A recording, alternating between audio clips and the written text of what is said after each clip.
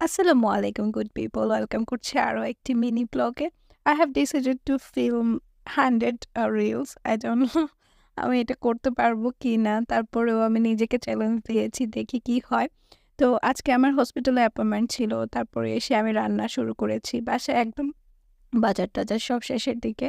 তো আজকে ভাবলাম যে ডাল আর ডিম ভুনা করব। আ যদিও আমার শরীরটা ভালো না, তারপরেও মনে হলো যে ঝটপট একটু রান্না করে ফেলি।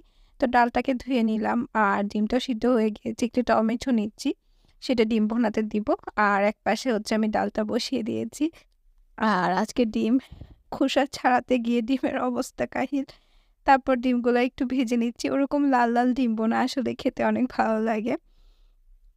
তো অলমোস্ট ডিম ভাজা শেষ। তারপর পেঁয়াজ, রসুনটাকে আমি একটু আ ভুনা করে নিব।